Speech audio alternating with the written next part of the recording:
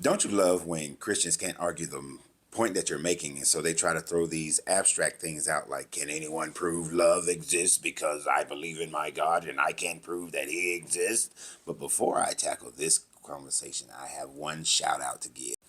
This is Tony Matthews.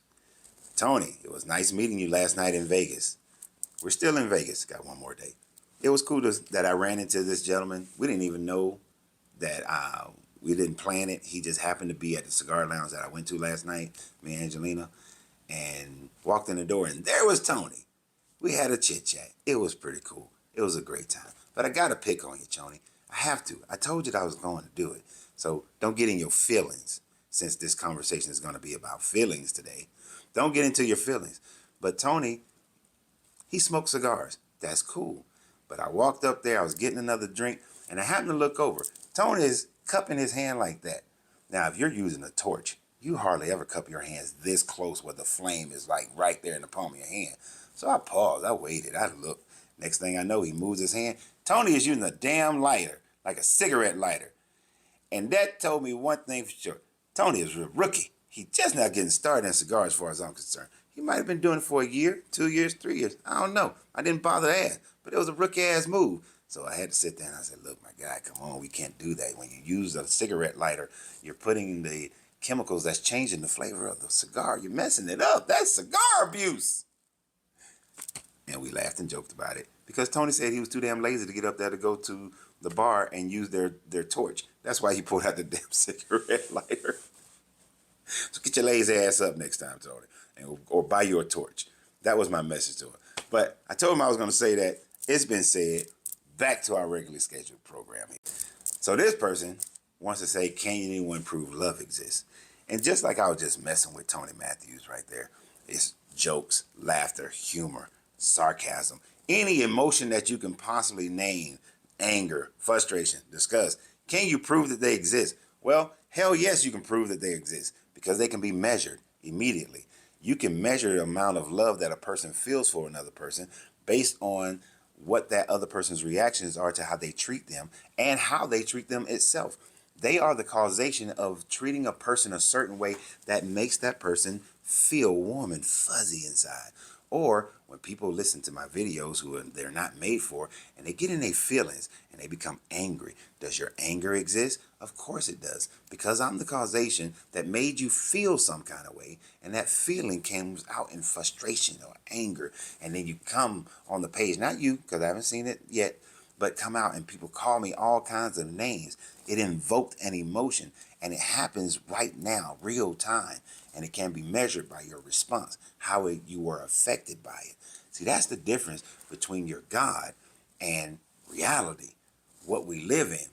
You can see and tell if a person loves another person or not. If a man is beating the shit out of a woman that he claims that he loved, then we know that he doesn't fully understand the concepts of love and loves her in a wicked ass way, and most of us would say that's not love. Although he does have the love emotion for her, he's also so fucking insecure that his only way of maintaining that woman in his life so that he can have what warped sense of love that he has is that he has to then abuse her, and he thinks that that is love. You know what that sounds like, right? That sounds like Yahweh. That sounds like El, doesn't it? It certainly does. Hey, you Israelites, you have to do these rituals. I need my holy days. I need my Sabbath day. You are supposed to just love me and don't love nobody else. If you love somebody else, then I'm gonna send you to exile. If you love somebody else, I'm gonna send poisonous snakes to bite you. If you love somebody else, I'm gonna send you into slavery. If you love somebody else, I'm gonna let these other people conquer you. If you love somebody else, I'm gonna command Moses to kill 3,000 of y'all for loving that golden calf. Because y'all love somebody else other than me, and y'all know I love y'all. So I don't know why you doing this. I always just want to show you how much I love you. That's your God. Your God is an abuser, a warped sense of love, if that's what you're calling love. But yes, we can prove that love, actual true love, exists. When a mother or a father and that baby is first born, most of the time, because it's not all the time, most of the time, that person has an innate love for them right off the bat. That person only wants the best for them right off the bat. And if that person was so powerful that they could create the mentality of that child, then that child would be warm and loving and honest, and they would be just pure good. They would not do no loving parent would create a child that programs the child to be disobedient, to program the child to go and slap people, or to essay women, or essay men as well, or to murder somebody. Nobody would program their child to do that if they love them. The loving person would program them to just be perfect. And I know you're going to say that Adam and Eve were perfect. No, they weren't. Adam and Eve weren't perfect. They weren't perfect in the fact that they didn't even know what good and evil was. So how could they even know about know the consequences of what they were doing? That was like taking two idiot infants and putting them in the garden and surrounding them with knives and guns and things like that, and hoping that they don't touch it. But if you were a good parent, if you're a loving parent, you don't do that. You don't put temptation in front of your children.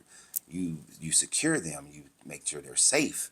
You always want them to be safe. You put a cocoon around them. If you're a loving God, a loving parent, and you got this gun, you don't put the gun right in the middle of the living room. No, you lock it up and put it away where the child can never even reach it. That's what you do. But the love of your God said that, no, I want man to have free will to choose me. And if they don't, I'm a murder, death, kill, burn, skull, gore, gnash the teeth them. That's not love.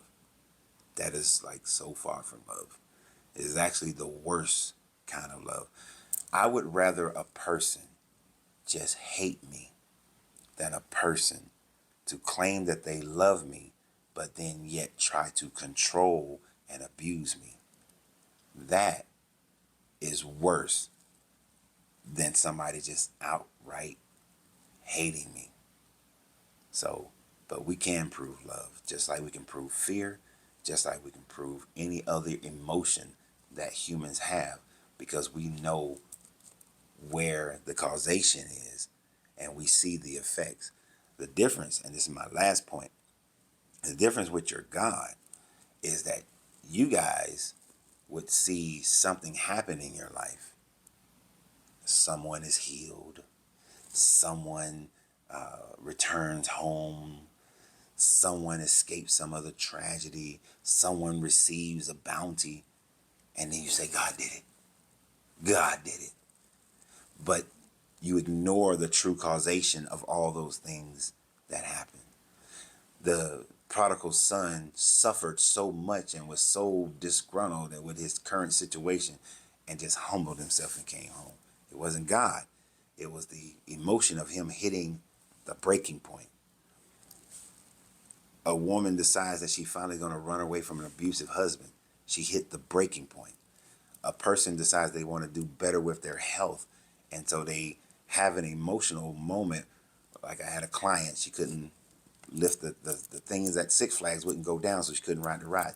It was an emotional, embarrassing breaking point. Then she came and she lost that 100 pounds.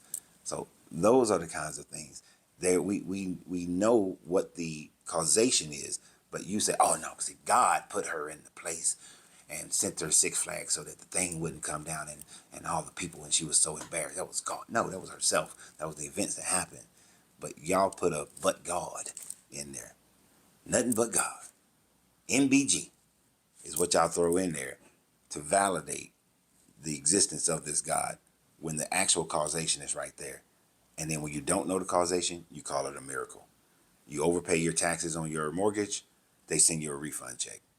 It's not an MBG. It's cause and effect. And the power of cause and effect is always at play. So y'all have a great day, because it's time for us to go to the conference. Y'all have a great day. And remember always, you got to free yourself to be yourself, because your greatness is non-negotiable. Good journey, good vibration. MBG, baby.